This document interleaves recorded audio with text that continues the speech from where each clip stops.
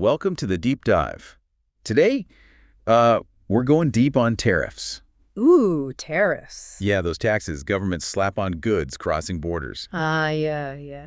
Usually imports, but sometimes exports too. Okay. And your mission for this deep dive is to really get a grip on tariffs, like their history, the arguments for and against them, and how they're used today. Sounds good. We've got a fantastic resource for this. Okay. The Wikipedia entry on tariffs. All right. It's super comprehensive, gives us a nice broad view of this complex issue. Yeah, it's definitely a big one. So get ready for some light bulbs to go off as we dive in. Oh, yeah. I'm excited. So maybe like right off the bat, what's interesting to me is like, why would a country even want to impose tariffs? Right. It seems kind of counterintuitive. Like you'd think free trade would just be better for everyone. Well, yeah, on the surface, it might seem that way. Yeah. But the Wikipedia entry lays out some compelling arguments for why countries might choose to use tariffs. Okay, lay it on me.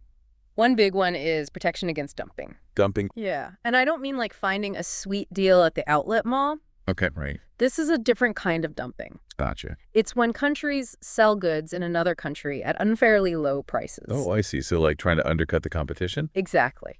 Okay. And there are several ways they can do this. Okay, like what? Well, one way is by manipulating their currency. Interesting. Like they might deliberately lower its value to make their exports cheaper Oh, sneaky. and their imports more expensive. Right, so it tilts the playing field in their favor. Right. Okay. And, you know, back in 2010, Paul Krugman actually called out China's currency policy as being like this. Really? He said it was basically a hidden way of having high tariffs or subsidizing their exports. That's a good point. So it's kind of like an artificial advantage Yeah. just by messing with their money. So that's one way. Yeah. What are some other types of dumping? Well, there's tax dumping. Tax dumping. Yeah, where a country has super low tax rates for businesses or even individuals, which can give their industries a big cost advantage. Makes sense. Then there's social dumping. Social dumping. This is when a country has really weak labor laws or really minimal social safety nets. No. So their companies can produce goods way more cheaply. Oh, yeah, that's a tough one. It is. Because it's hard to compete with that. Yeah, and there are actually examples of this happening even in the U.S. No way, really? Yeah, like with migrant child labor in some states. Oh, wow. That's awful. It is. But I guess it does show how lax later rules can create an unfair advantage. Right, exactly. Okay, so that's social dumping. What else? And then we've got environmental dumping. Okay, environmental dumping. That sounds pretty self-explanatory. Yeah, basically it's when companies in countries with weaker environmental regulations Right. don't have to spend as much on things like pollution control, Yeah. so their products end up being cheaper. Makes sense. And actually, the EU is trying to tackle this with their upcoming carbon border adjustment mechanism. Oh, really? Tell me about that. It's basically a way to try and level the playing field on environmental costs. Oh, that's interesting. So it's like a tariff, but specifically targeted at carbon emissions. Yeah, exactly. Wow, that's a pretty clever approach. It's definitely a sign of the times. Totally. Okay, so we've talked about dumping. Right. Another argument for tariffs is protection of infant or aging industries.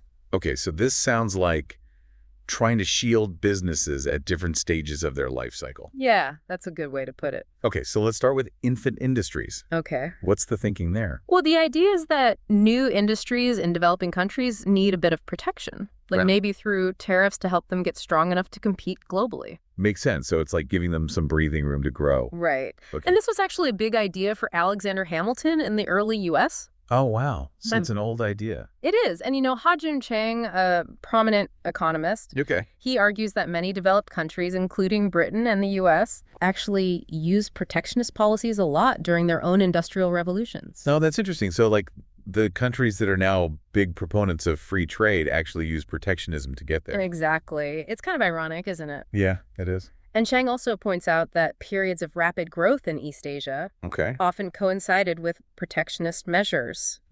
So it's not like a fringe idea. Not at all. Okay, so that's infant industries. What about aging industries? Okay, so with aging industries, the argument is a bit different. How so?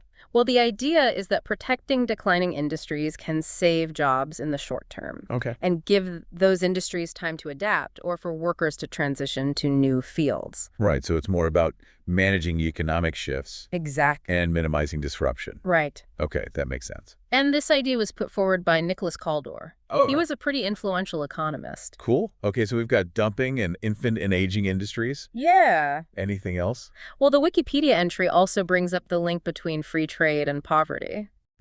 Okay, so how do tariffs fit into that? Well, Ha-Joon Chang, again, argues that in some cases, free trade policies have actually made things worse for developing countries. Really? Yeah, he points to examples like Ethiopia and Rwanda, Okay. where moving away from free trade and towards a more government-guided approach seems to have had positive results. Interesting. So the argument here is that historically, a lot of successful developing economies Okay. took more of a mercantilist approach, Okay. where they focused on boosting exports while protecting their own industries. Right, so kind of like what Britain was doing in the 18th century. Exactly. Yeah. And there's also this point that World Trade Organization models, The WTO. yeah, they only predict limited gains for developing countries from free trade. And some critics even say these models might be biased. Oh, how so? Well, they might be biased in favor of showing positive effects from opening up markets. Interesting. So there's a lot of debate around this. Yeah, it definitely seems like a more nuanced picture than just free trade always being good. Right, exactly. Okay, so we've covered some of the main arguments for tariffs. Yeah. One thing you hear a lot about, especially in political debates, is this idea of fixing trade deficits. Ah, yes, trade deficits. Yeah, like when a country imports more than it exports. Right. Some people argue that tariffs are the way to fix this. Yeah, you hear that a lot. What does our source material say about that? Well, Wikipedia entry is pretty clear on this. Okay. Most trade experts and economists actually agree that bilateral trade deficits. Meaning what exactly? So when one country imports more from another country than it exports to that country, Right. they're not inherently bad. Oh, interesting. So even though it's a hot political topic, Yeah, for sure. the economic consensus is that tariffs aren't the solution for trade deficits. Okay, good to know. So that's the pro-tariff side. Yeah. Let's flip the coin. Okay. What about the arguments against tariffs? All right, well, economists definitely have some thoughts here. I bet they do. The Wikipedia entry has a whole section on basic economic analysis. Okay, hit me with it. And it basically boils down to this: tariffs distort the free market, Okay, and they lead to higher prices for consumers, that makes sense. whether it's for imported goods or even locally produced ones. Right, because if the imported stuff gets more expensive, Yeah, the local producers can raise their prices too. exactly. Okay, so how does this play out, like in a concrete example? Well, let's imagine you put a tariff on imported widgets. Okay, which is... So the price of those imported widgets goes up. Right, Now people buy fewer imported widgets. makes sense. And local widget makers can sell more of their widgets. Okay. And maybe even raise their prices a bit. Yeah. So the local producers might benefit. Right. And the government gets some revenue from the tariff. Okay. But the consumers, they end up paying more. And they get fewer widgets. Exactly. So even though it might help the local widget maker, Yeah. it hurts everyone who buys widgets. Right. And the losses for consumers, Yeah. they usually outweigh the gains for producers and the government. So it's like a net loss for the economy overall. And economists call this deadweight loss. Deadweight loss. What a Yeah. cheery term. It's basically value that just disappears. Wow. And the Wikipedia entry mentions this 2018 survey of economists. Okay. And like the vast majority of them disagreed that U.S. tariffs on steel and aluminum would actually make Americans better off. So it's not just a theoretical concern. No, not at all. Okay, so what's the evidence that these negative effects actually happen in the real world? Well, there's this 2021 study Okay. that looked at 151 countries. Wow, that's a lot. Yeah. And they found that when tariffs go up, Yeah. things like overall production and productivity tend to go down. Unemployment and inequality tend to rise. Okay. And the country's currency might actually get stronger. But that doesn't really fix the trade balance. No, not really. So tariffs kind of backfire in a way. They can. The study also points out that trade deficits are mostly driven by how much a country consumes. Okay, so if people are buying a lot of stuff, Yeah, they're going to import a lot of stuff, exactly. regardless of tariffs. Right. And there's also this argument that tariffs can make protected industries less efficient. Yeah, because they don't have as much pressure to compete. Right. So they might not innovate as much. Okay. Or keep their costs down. Right. And that can ultimately lead to higher prices for everyone. Yeah, it's like a ripple effect. Yes. Okay. And then, of course, there's the risk of retaliation. Oh, yeah, that's a big one. Like one country puts up tariffs, and then other countries respond with their own tariffs. Right. And that can lead to a trade war. Yeah, which is bad for everyone. Exactly. Okay, so lots of potential downsides to tariffs. Definitely. The Wikipedia entry mentions this idea of an optimal tariff. Oh, yeah. What is that all about? So the optimal tariff is kind of a theoretical idea. Okay. It's the tariff rate that, in theory, would make the country imposing it as well off as possible. But the catch is that it usually comes at the expense of other countries. Oh, so it's like a bigger than neighbor policy. Exactly. Okay. And for smaller countries, Yeah. countries whose trade policies don't really affect global prices, Right. any tariff is likely to hurt them more than it helps. Interesting.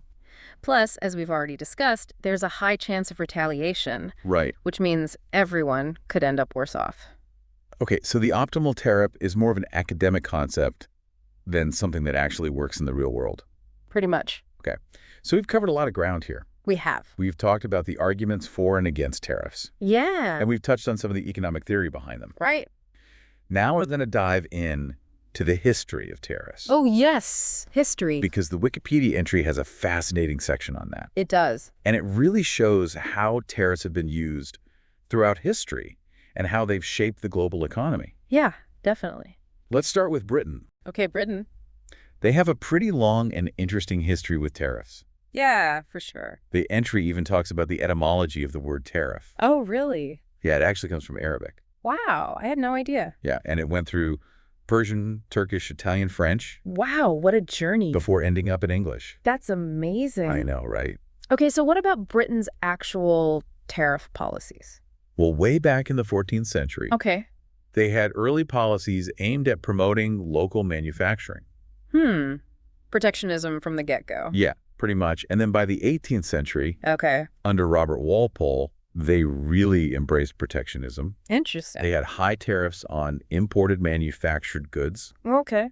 subsidies for exports, and lower tariffs on raw materials. So they were really trying to nurture their own industries. Exactly, and it worked. How so? Well, it played a key role in Britain becoming the world's biggest wool producer. Wow. So even the champions of free markets today have a history of using protectionism to build up their own strength. Yeah, it's kind of a recurring theme throughout history. It seems to be. And Britain wasn't shy about using these policies in their colonies either. Oh, really? Yeah, they restricted manufacturing in places like America, forcing them to focus on supplying raw materials. Oh, wow. So they were controlling their economies to benefit themselves. Yeah, pretty much. They also banned imports from colonies that competed with British industries. Oh, wow. So like if a colony started producing something that threatened British businesses, they would just shut it down. Pretty much. And they even limited who the colonies could export to. Wow. So they really had him in a tight grip. Yeah, it was a pretty mercantilist system. Makes sense. So by the early 19th century, Okay. Britain had the highest average tariffs on manufactured goods in Europe. Wow, that's saying something. And an economic historian named Paul Barock, Okay.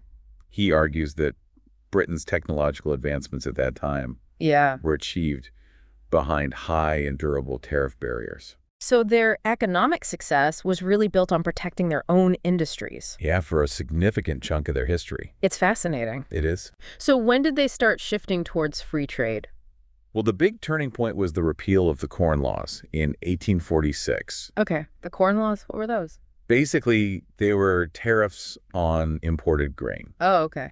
and repealing them was a huge deal. It sounds like it. It was driven by a bunch of factors. Okay, like what? Well, one was a desire to lower food prices for the growing industrial population, Makes sense. and also the increasing influence of classical economic ideas, Right. which were all about free trade. Gotcha. But even though Britain moved towards open markets, Yeah. many other European countries and the U.S., they continued with protectionist policies. And actually, after the 1870s, Britain's economic growth lagged behind the more protectionist U.S. and Germany. Oh, wow. So free trade didn't necessarily lead to faster growth. It seems that way. And they even considered bringing back tariffs in the early 1900s. They did. With their big revolver policy. Yeah, it was basically a threat to use retaliatory tariffs if other countries didn't play fair. A bit of a trade war tactic. Yeah, pretty much. And then ultimately, in response to the Great Depression, Okay. Britain abandoned free trade in 1932. So they realized they had fallen behind. Yeah, and that protectionism might be necessary in some cases. It's a pretty big shift for them. It was. So Britain's experience shows that there's no easy answer when it comes to tariffs, Totally. and that policies need to adapt to changing circumstances. Yeah, it's a complex issue. It is. Okay, so let's move on to the U.S. Okay. The U.S., their history with tariffs is also pretty wild. In what way? Well, right from the start, the tariff of 1789 was a crucial source of revenue for the new government. So tariffs were important for nation building. Yeah, and for a while, their policy was mainly focused on revenue only, Okay. with pretty low tariffs. Gotcha. But then the Embargo Act of 1807, What was that? it wasn't a tariff itself, Okay. but it actually boosted American industries. How so? Well, it cut off imports. Oh, so American businesses had less competition. Exactly. Interesting. And then we see periods of much higher tariffs, like the Tariff of Abominations in 1828. Ooh, that sounds bad. It caused a lot of political tension. Yeah, I can imagine. And, according to Paul Bayrock, The historian we talked about earlier? yeah, Yeah. he says the U.S. had some of the highest average tariff rates on manufactured imports Really? in the world between 1816 and World War II. Wow, that's surprising. He even calls the U.S. the homeland and bastion of modern protectionism. That's a far cry from the image of the U.S. as a champion of free markets. It really is. So they have a long history of protectionism. They do. More than people might realize. Yeah, it's a side of U.S. history that's often overlooked. Seems like it. And, thinkers like Alexander Hamilton, One of the founding fathers. yeah, he strongly argued for protecting new American industries, Okay. saying temporary tariffs were crucial for them to grow and compete internationally. So like the infant industry argument we talked about earlier. Exactly. And for a long time, the U.S. basically ignored Ricardo's theory of comparative advantage. Which says that countries should specialize in what they're best at producing. Right. And trade with each other. Yeah, and they stuck with protectionism well into the 20th century. Wow, so they were really committed to it. They were. For a long time. Yeah, figures like Henry Clay. Okay. He championed the American system in the 19th century. What was that? It was all about protecting domestic industries with tariffs. Gotcha. And Lincoln himself. Abraham Lincoln. Yeah, he implemented high tariffs during and after the Civil War. What was the rationale for that? Well, they needed to fund the war effort, Okay, that makes sense. and they also wanted to protect American wages. Right, so there were both economic and political motives. Exactly. Interesting. But the Wikipedia entry does mention a different perspective from Douglas Irwin. Okay, what does he say? Well, he argues that America's growth wasn't solely due to high tariffs. Okay, so what does he attribute it to? He says it was more likely due to America's vast natural resources Okay. and its openness to immigration and new ideas. That makes sense. He suggests that the link between tariffs and economic booms might have been exaggerated. Oh, for political reasons, perhaps? Yeah, possibly. So he's challenging the traditional narrative? He is. But what about Hajun Chang? Yeah, well, Chang still maintains that protectionism was crucial for the U.S. to become an economic superpower.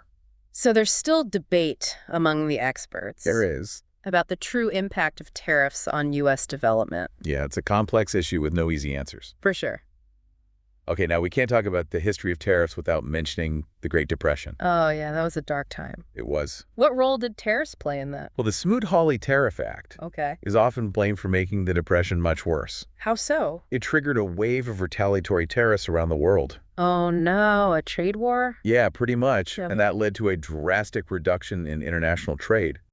That's definitely not good for a struggling global economy. No, it's not. And The Economist even calls Smoot-Hawley Oh. a synonym for disastrous policymaking. Wow. So it's become a cautionary tale. It has. They even point out that global trade fell by 2/3 2/3? Wow. because of it. That's a huge drop. It is. But there are some dissenting voices. No. Who are they? Well, Paul Bayrock. Oh, okay, me and him again. He argues that protectionism in Europe didn't actually increase much in the years leading up to the crisis. So he's saying that Smoot-Hawley might not have been the sole cause. Yeah, and others, like Milton Friedman and Peter Temin, Okay. they argue that the tariffs weren't the only factor. Okay. Friedman especially emphasizes the role of the Federal Reserve. So there were other things going on. Yeah, the Depression was a complex event with many contributing factors. Sure, sounds like it. And even Paul Krugman, Okay. he argues that the decline in trade was more a consequence of the Depression than a cause. Interesting. So he's flipping the script a bit? Yeah, he's saying that the Depression caused the trade decline, not the other way around. Okay. So while Smoot-Hawley is widely seen as a big mistake, Yeah. the exact extent to which tariffs contributed to the Depression is still debated. It makes sense. It's hard to isolate the impact of just one policy in such a complex event. Totally. Okay, so let's fast forward to more recent times. All right. The Wikipedia entry gives us a glimpse into modern tariff practices. Okay, I'm curious to hear about this. So apparently back in 2013, Russia was leading the pack in protectionist measures. Really? Yeah, they had tariffs, import restrictions, sanitary regulations, subsidies, all sorts of things. Wow, they were really going for it. They were. And then there's India. Okay. Since 2017, they've been raising tariffs on electronics and other goods. Why is that? It's part of their Make in India initiative. Oh, okay. So they're trying to boost domestic manufacturing. Exactly. And then there's Armenia. Okay, Armenia. Their tariff policies changed after they joined the Eurasian Customs Union in 2015, which led to higher tariffs on imports from outside the union. So joining a trade bloc can actually lead to higher tariffs for some countries. It can. Interesting. And then we have a more recent development. Okay, what's that? Switzerland actually abolished tariffs on industrial products in 2024. Wow, really? Yeah, they're hoping to boost their economy by doing so. So it's a mix of approaches. It is. Some countries are leaning towards protectionism, while others are moving towards more open trade. Exactly.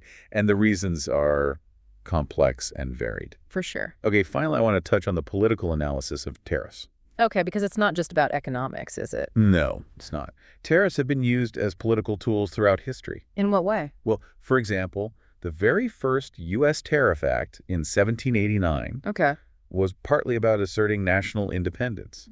So tariffs can be a symbol of sovereignty. Yeah, and they can also be major points of contention in elections. Oh, yeah. Like the nullification crisis in the U.S. Okay. Or the 2007 election in Australia. So they can really heat things up politically. They can, and when tariffs are unpopular, they can even lead to social unrest. Oh, wow. Really? Yeah, like the meat riots in Chile in 1905. Wow, so there can be real-world consequences. There can. To unpopular tariff policies. Definitely. So the political considerations are often just as important as the economic ones. It seems like it. And the Wikipedia entry also goes into some of the nitty-gritty details of tariffs. Okay, like what? Like how customs duties are calculated. Okay. The harmonized system for classifying goods. Right. And the ongoing problem of evasion. Yeah, people are always trying to find ways around tariffs. They are. So it's been a really fascinating journey. It has. Exploring the world of tariffs. Yeah, we've covered a lot of ground. We have. We've seen how they're much more than just simple taxes. Right. They have a long and complex history. Yeah. They're used for a variety of reasons. Both economic and political. Exactly. And their impact is something economists are still arguing about. It's a debate that's been going on for centuries. It has. And it's likely to continue. Yeah, for sure. So, as we wrap up this deep dive on tariffs, I want to thank you for navigating this complex topic with me. It's been a pleasure. It really has. It's a discussion that highlights the tension between national interests and the interconnectedness of the global economy. Absolutely. Yeah. And it's something that affects all of us in one way or another. For sure.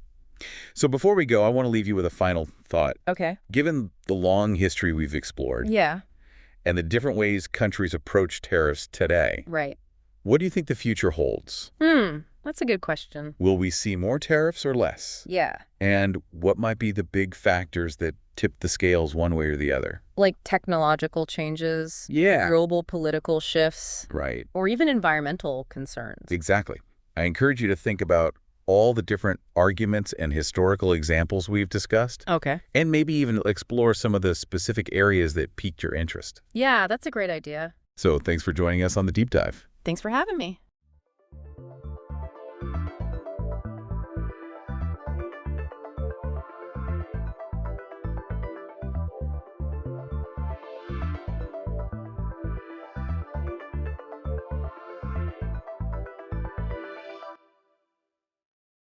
Welcome to the Deep Dive. We're going deep today into one of the internet's biggest mysteries, the enigma, the legend, Satoshi Nakamoto, the brain, the mind behind Bitcoin. You said it. I mean, we've got this Satoshi Nakamoto Wikipedia page as our source for this deep dive, which is amazing, right? I mean, it really outlines not just what we think we know about this person or persons or whatever, but also just the sheer amount of things we just don't know. It's pretty wild. Yeah, it's a big one. And our mission today is to try to nail down the facts as best as we can. Yeah. Navigate this maze of theories and kind of come out the other side with a better understanding of this whole mystery. So let's dive right in. Where does the Bitcoin story actually begin? So if you look at the timeline, the initial coding for Bitcoin, it started back in Q2 of 2007. And then fast forward to August 2008, the bitcoin.org domain was registered. But really, the big bang moment came on October 31st, 2008, when the white paper, Bitcoin, a peer-to-peer electronic cash system, was published. It was on a cryptography mailing list, I think.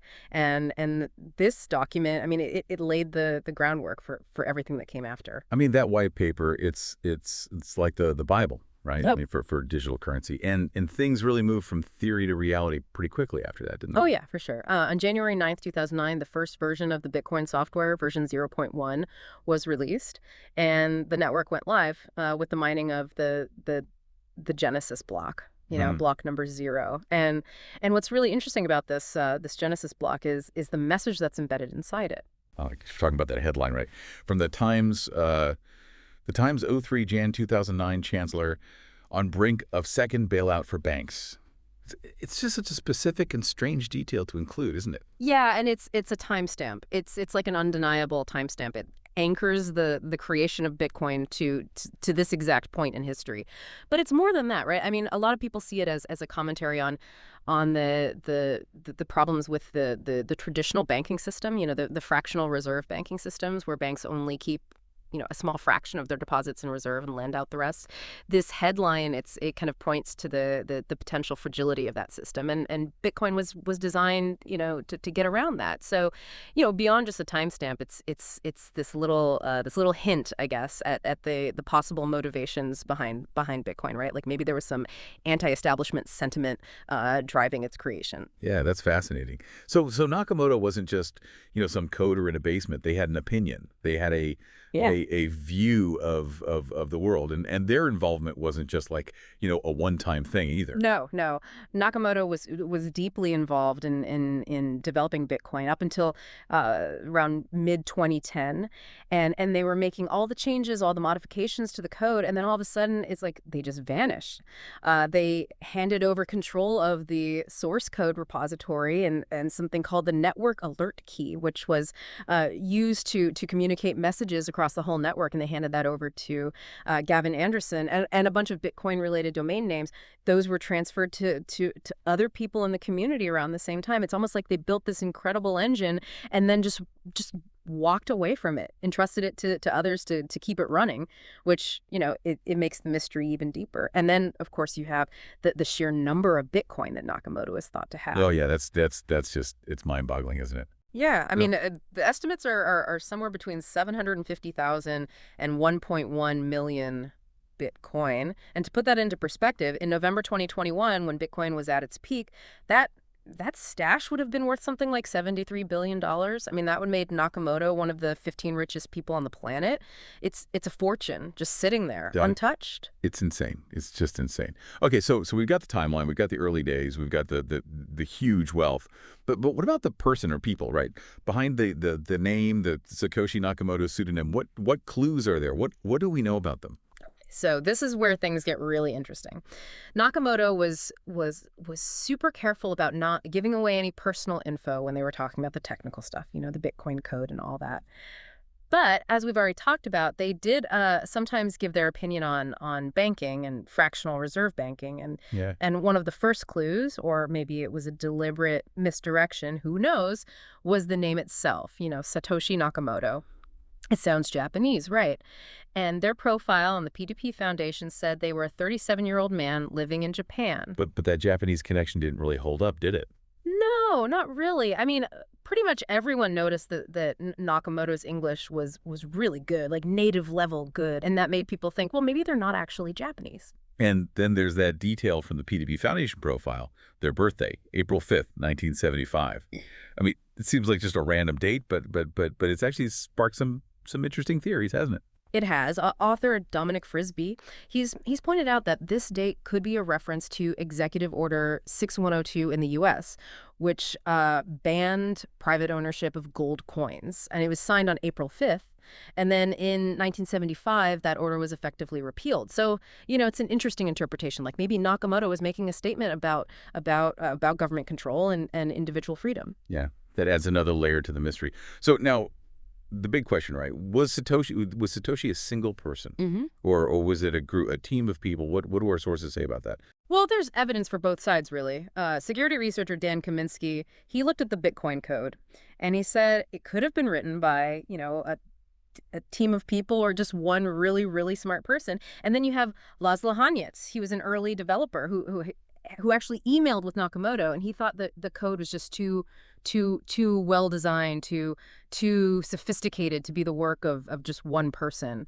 But then on the other hand, Gavin Andreessen, the guy who took over from Nakamoto, he described Nakamoto as brilliant but kind of quirky, which it makes you think of like a lone wolf genius, right? So yeah, the jury's still out on that one. Yeah, the code itself doesn't really give us a clear answer. What about the language Nakamoto used? We've talked about their English, but were there any regional dialects or anything that stood out? Oh, yeah, for sure. They used British English, like a lot. In the code comments and in the forum posts, they used phrases like bloody hard, and they said flat instead of apartment, and maths instead of math, and they spelled gray with an E and color with a U, all these little Britishisms. And then, you mentioned the reference to the London Times and the Genesis block. I mean, all of this, it really suggests that they were either from a Commonwealth country or they were like really into British culture. Yeah, that's a lot of British fingerprints. Yeah. And then there's the analysis of Nakamoto's online activity, which gives us another piece of the puzzle. Right. So Stefan Thomas, he's a Swiss software engineer. He did this really cool analysis where he looked at the timestamps of all of Nakamoto's posts on the Bitcoin forum. There were over 500 of them. And what he found was that Nakamoto was almost never active between 5 a.m. and 11 a.m. GMT. Now, if they were actually in Japan, like they said they were, that would have been like the afternoon and evening for them, which is a weird time to be offline, right? So it made people think, well, maybe they were actually somewhere else, maybe in North America or Europe, where that time would have been the middle of the night. So the more clues we get, the more it seems like the Japanese creator theory just doesn't add up. Okay, so with all these clues, it's no surprise that there's been a ton of speculation about who Satoshi Nakamoto really is. Where should we start? Well, before we get into the names, I think it's important to say that officially Satoshi Nakamoto's identity is still a mystery. But let's talk about some of the most popular candidates, and let's start with Hal Finney. Okay, Hal Finney. Now, he's a fascinating guy, a real pioneer in cryptography. And importantly, he was the first person to receive a Bitcoin transaction, other than Nakamoto, of course. Yeah, exactly. And to make things even more interesting, he lived just a few blocks away from a guy named Dorian Satoshi Nakamoto. And then there's the stylometric analysis that Forbes journalist Andy Greenberg commissioned. They had this company, Juala and Associates, compare Finney's writing to Nakamoto's, and they found that Finney's writing was the closest match they'd seen. Wow. That's pretty big. I mean, that led to some theories that Finney was maybe a ghostwriter for someone else, or maybe he was even using his neighbor's name as a cover. Right. But Greenberg, he actually met with Finney and went through all of his emails with Nakamoto. And he even looked at Finney's Bitcoin wallet, which, by the way, still had that first Bitcoin transaction from Nakamoto. Finney had never even paid it back. And Greenberg, he came to the conclusion that Finney was telling the truth. He wasn't Satoshi. And what's really interesting is that Wool and Associates, they also found that Nakamoto's emails to Finney, they were actually more similar to Nakamoto's other writing than Finney's own writing was. So it seems like Finney was just, in the right place at the right time. Interesting connections, but not Satoshi. Okay, next up we have Dorian Nakamoto. This is the guy who was famously outed by Newsweek.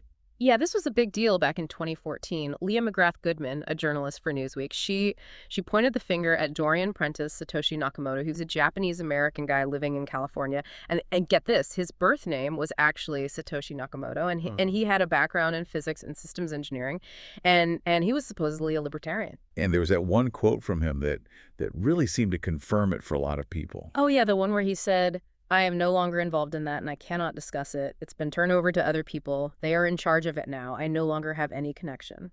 I mean, that sounds like a confession, doesn't it? It does. It really does. But then things took a weird turn, didn't they? A really weird turn. Later that same day, the P2P Foundation account, which, everyone thought was Nakamoto's account, it posted a message for the first time in 5 years, and it said, "I am not Dorian Nakamoto." And then Dorian Nakamoto himself, he started doing interviews and saying that he had nothing to do with Bitcoin. He said he'd never even heard of it before Goodman contacted him. He said he thought she was asking him about his old work for the military. He even did a Reddit AMA to deny it. And then, to make things even weirder, the PDP Foundation account posted another message saying that it had been hacked. So who knows what to believe? Yeah, that's a crazy twist. A message from the supposed creator after all these years, then it might have been fake. Just bizarre. So let's move on. Nick Szabo, another name that's come up a lot. Nick Szabo. He's a big name in the world of decentralized currencies. He's been talking about this stuff for years. He even created something called BitGold, which a lot of people see as a precursor to Bitcoin, and some stylometric analysis from back in 2013, it suggested that his writing style was similar to Nakamoto's, and he's also known to use pseudonyms online. And he's even admitted that there was a small group of people who were, working on these ideas before Bitcoin came along. Yeah, in 2011, he wrote an article where he said that he, Wei Dai, and Hal Finney were all, interested in this stuff before Nakamoto appeared. And Dominic Frisby, the author, he's collected a bunch of circumstantial evidence that he thinks points to Szabo, but even he says there's no smoking gun, and Szabo himself, he denies it, even though the New York Times said he was the most likely candidate. So a lot of intriguing connections, but still no proof. Okay, let's talk about Craig Wright. Now, this is a name that's caused a lot of controversy. Oh, yeah. Craig Wright. When he came on the scene in 2015, it really stirred things up. Wired and Gizmodo, they both ran stories saying that he was either Satoshi or a really good con man. And Gizmodo, they even said that Satoshi Nakamoto was a joint pseudonym that Wright and this guy Dave Kleiman, a computer forensics expert, they used together. And at first, Wright did have some supporters. Gavin Andreessen, the guy who took over from Nakamoto, he backed him up. And so did John Matonis, who was a director of the Bitcoin Foundation. And Wright even explained where the name Satoshi Nakamoto came from, right? Yeah. Yeah, he said that Nakamoto was a tribute to this Japanese philosopher Tominaga Nakamoto, and that Satoshi came from the Pokemon character. I'm not really sure what the connection was supposed to be there. But anyway, a lot of people in the tech community, they were skeptical. They thought the evidence Wright was presenting was fishy. Like his PGP keys, they looked like they'd been backdated, and there wasn't any real cryptographic proof in his blog post or anything. Dan Kaminsky, the security researcher, he called it a scam. And the lawsuit started. Oh, yeah. Wright was suing people all over the place for saying he wasn't Satoshi. He even went and registered the copyright for the Bitcoin white paper and source code in the U.S., although the U.S. Copyright Office said that didn't actually mean he was the author. But then in 2024, the UK High Court, they ruled against him. They said that Craig Wright was not Satoshi Nakamoto. They said he wasn't the author of the white paper, he wasn't the creator of Bitcoin, and that he'd lied to the court and faked evidence. And then, later that year, he was even given a suspended prison sentence for contempt of court in another lawsuit. So yeah, that's pretty much the end of the Craig Wright story. But there have been a ton of other names thrown around over the years, haven't there? Oh yeah, tons. Early on, the New Yorker thought it might be Vili Ladonverda or Michael Clear, but they both denied it. Then Fast Company said it was maybe Neil King, Vladimir Oxman, and Charles Bry because they used a similar phrase in a patent application. But they denied it too. Ted Nelson, the computer guy, he even said it could be Shinichi Mochizuki, the Japanese mathematician, who also denied it, of course. And then there are all the theories about it being Gavin Anderson or Jed McCaleb or even the government. There was even a paper that tried to link Nakamoto to Ross Ulbricht, the Silk Road guy. And then there's the idea that it was a group, maybe Finney, Szabo, and Adam Back working together. The YouTube channel Barely Sociable, they did a whole deep dive and said it was Adam Back, but he denied it. Although Charles Hoskinson, he thinks Back is the most likely candidate. Even Elon Musk had to deny being Nakamoto at one point. And then there's the theory that it was Paul LaRue, the drug lord. And more recently, some people have been saying it was Len Sassaman, the cypherpunk. They say there's a memorial to him hidden in the blockchain. And just this year, an HBO documentary said it was Peter Todd, a former Bitcoin developer.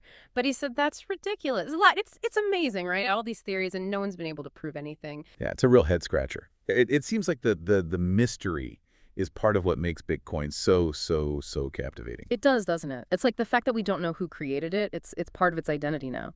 And speaking of its impact, I mean, it's not just about speculation and theories, right? There's even a physical monument to Satoshi. Yeah, there's a bust of him in Budapest, Hungary. It was unveiled in 2021. It's kind of crazy, right? This digital ghost, Satoshi Nakamoto, he has a statue. So after all this, after going through the timeline, the clues, the possible identities, we're still left with the big question. Who is Satoshi Nakamoto? And that's the question, isn't it? It's the question that everyone wants to know the answer to, but so far no one's been able to crack it. Yeah. But while we may never know who Satoshi is, we can't deny the impact that Bitcoin has had. It's changed the world. It really has. And that brings us to an even bigger question. What does the fact that Bitcoin's creator is anonymous, what does that tell us about digital currencies, about trust in a decentralized system? Is it possible that the mystery, the fact that we don't know who Satoshi is actually what makes Bitcoin so successful? That's something for you, the listener, to think about. Absolutely. A lot to ponder. A lot to ponder. Thanks for joining us on the Deep Dive. Always a pleasure. And until next time, keep digging. Keep digging.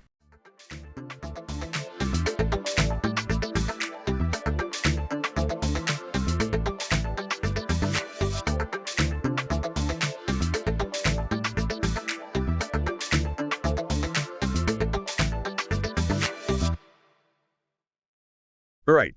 Welcome, everyone, to another Deep Dive. Today, we're taking a look at something I think a lot of us have probably seen at some point, but maybe haven't really thought about too deeply. The circus. Oh, an excellent choice. Lots to uncover there.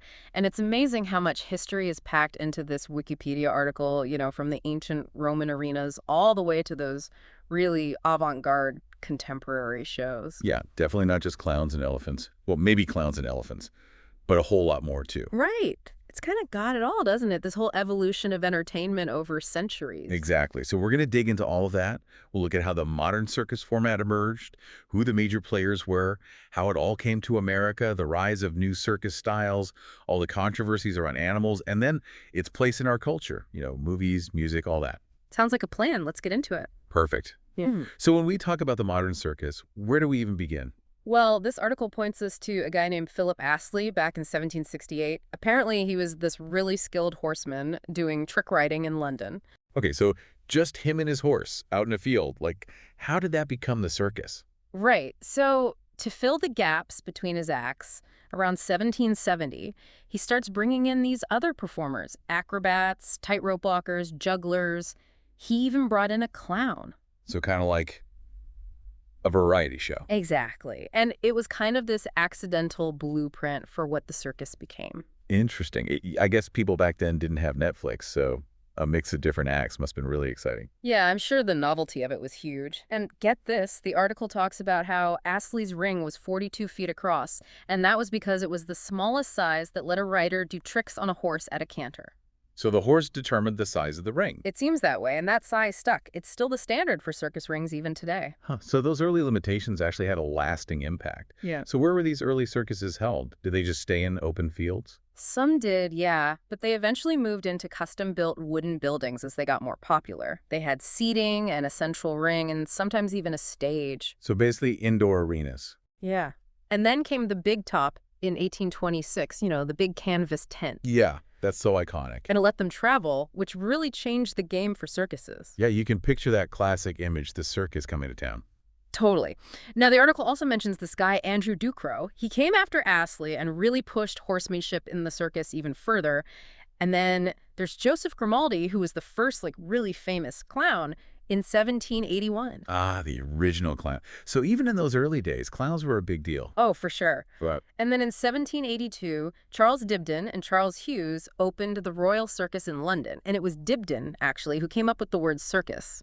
Pretty cool, huh? that is, so from there, it just keeps spreading. Oh, yeah. Astley actually takes his circus to Paris and a bunch of other European cities and starts opening permanent circuses all over. Wow, so this guy Astley was a real trailblazer.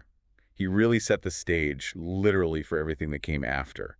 So how does the circus get from Europe over to America? Well, according to the article, it's an Englishman named John Bill Ricketts who brings the first modern circus to the U.S. in 1793. He opened the first U.S. circus building in Philadelphia. Imagine that. Wow, the very first one. Mhm. America was still so young back then, right? I bet something like the circus was just mind-blowing for people. I would think so. It says here even George Washington went to see one of those early shows. No way, even George Washington. That's incredible. Yeah, so it really captured people's imaginations from the very beginning. Then, in the early 1800s, touring circuses start popping up all over America. The article specifically mentions the Circus of Pepin and Breschard and says Victor Pepin was actually the first American to run a major circus in the U.S. This is from something new and foreign. It becomes this American tradition. Totally. And it's Purdy, Welch & Co., and Van Amberg that really take the circus to the next level in terms of popularity. Then, in 1825, Joshua Purdy Brown starts using a big canvas tent for his circus, and that's basically the birth of the American big top. And all those images of the traveling circus, the tents going up, that really comes to life in America. Definitely. And it's super interesting how figuring out how to move these huge tents around probably had a big influence on what kind of acts they could even do. Oh, yeah. The logistics must have been wild. Totally. The article also talks about this guy, Dan Rice, a super famous clown in the pre-Civil War era. Apparently, he was so popular that he even coined phrases that we still use today, like the one-horse show and "Hey, Rube." Wow. So we can kind of trace some of our language back to the circus. Exactly. And then, of course, you have the big names, P.T. Barnum and William Cameron Coup. They launched P.T. Barnum's museum, Menagerie and Circus, in the 1870s, and it had everything. The museum, the animals, the circus acts, and even the first freak show. The freak show. That's something we haven't really touched on yet. Right. It's interesting how that became part of the spectacle. And Coup was a big innovator, too, introducing multiple rings to the circus and using trains to transport the whole thing. Imagine that. Multiple rings. Wow. That must have been overwhelming for the audience. So much going on at once. Totally. And by the 1830s, sideshows were a regular fixture, too. And this is where the American circus really starts to stand apart. The article talks about how they move away from dialogue-heavy clown acts and go for those big, spectacular acrobatic feats and skill-based performances. And they needed more people and equipment to pull it all off. So it goes from something more theatrical and focused on the individual performers to something much grander and spectacle-driven. Right. And then in the 1970s, we see the rise of the new circus, or Cirque Nouveau. New circus, what's that all about? So the article describes it as this fusion of traditional skills with theater. It's more focused on the artistic vision, developing characters, and telling stories. They have original music and cool costumes, too. So a more artistic approach to the whole thing. Yeah. And one big difference is that they mostly didn't use animals in their acts. Interesting. It seems like a reaction to that growing controversy surrounding animal welfare. It could be, yeah.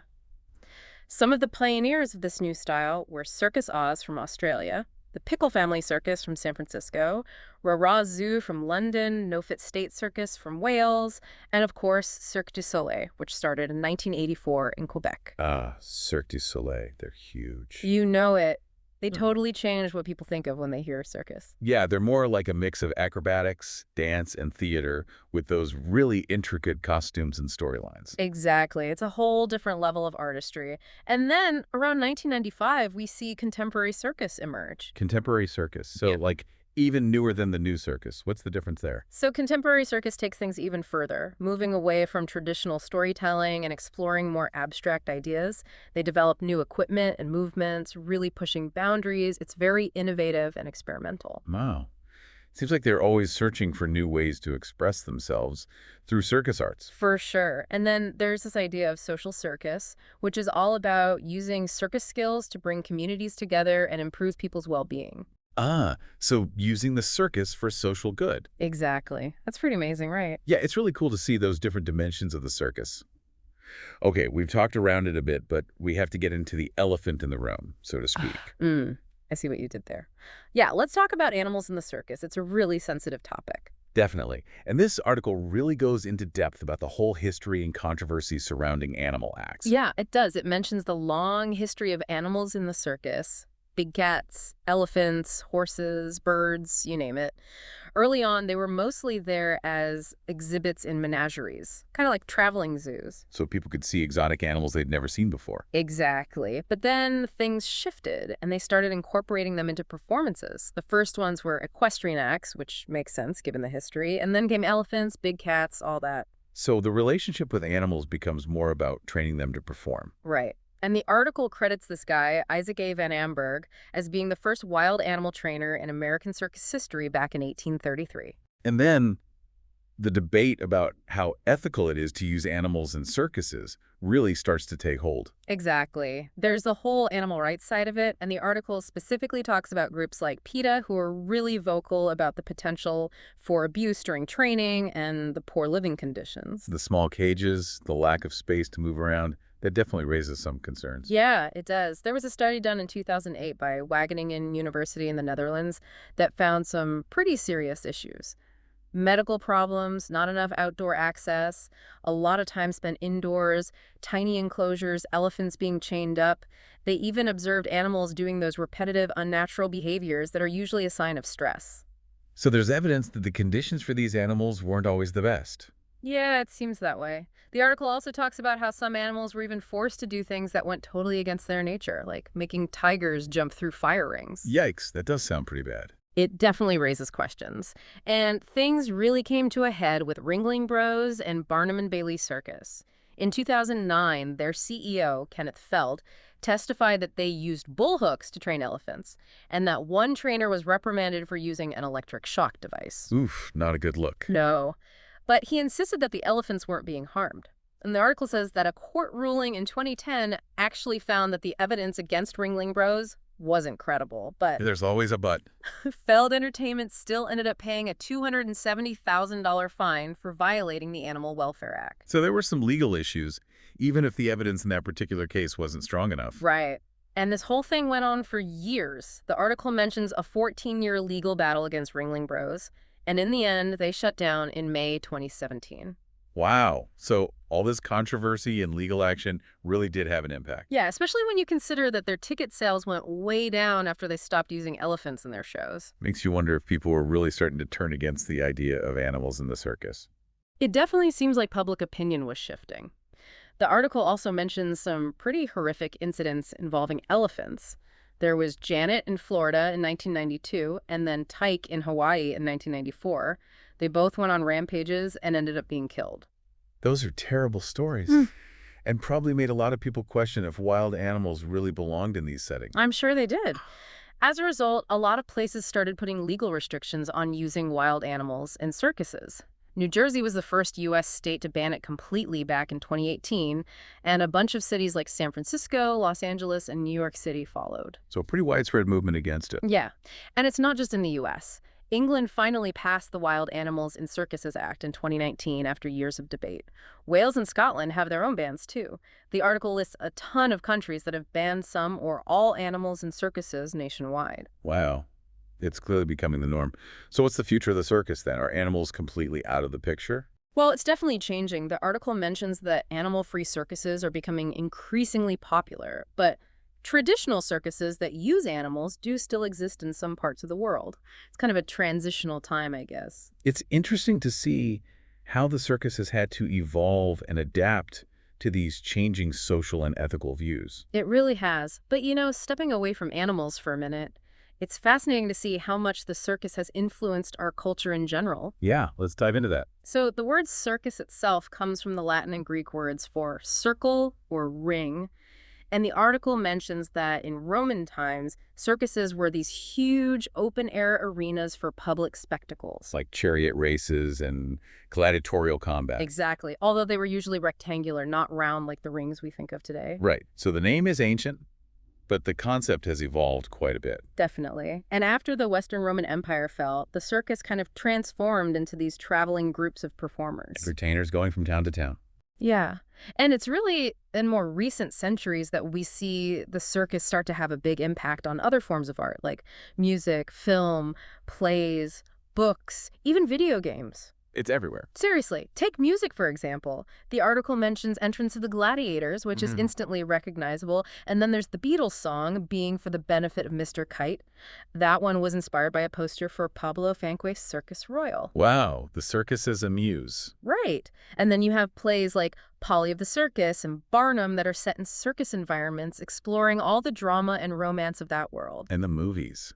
There are so many movies about the circus. I know. The article has a whole list of them, from the early silent films like Charlie Chaplin's The Circus to Disney's Dumbo, and then all the way to recent films like The Greatest Showman. It's really amazing how the circus keeps inspiring filmmakers. Totally. And then there are TV shows like Carnival and books like Water for Elephants, which give you a glimpse into that whole world of traveling circuses. Yeah, they really capture that behind-the-scenes drama and excitement. And you even see circus themes in comic books and video games, too. The article mentions Super Commando Druva and Phoenix Wright. It really is everywhere. Yeah. And some circuses have become these permanent institutions. The article lists a few, like the Blackpool Tower Circus and the Budapest Circus. Yeah, they become landmarks in their own right. Totally. And then there's the International Circus Festival of Monte Carlo, where all these incredibly talented performers from around the world come together to showcase their skills. Yeah. It's like the Olympics of the circus world. Right. It's amazing how far it's come from those early days of Philip Astley and his trick riding. It really is. So after all that, what's the takeaway? I think this whole deep dive has really shown us that the circus is more than just a form of entertainment. It's part of our history, our culture. Exactly. And it's constantly evolving. From those early equestrian acts to all the innovative forms we see today, it's a testament to our fascination with skill, spectacle, and pushing the boundaries of what's possible. And the whole debate about animals and circuses really makes you think about our relationship with the natural world and how that's changing too. It's a lot to consider. And with all that change and evolution, what do you think the circus of the future will look like? What role will tradition play? And how will they incorporate new ideas and technology? And where will the ethical considerations fit into all of this? Yeah, those are the big questions. The circus has always been a reflection of its time, adapting to new tastes and technologies.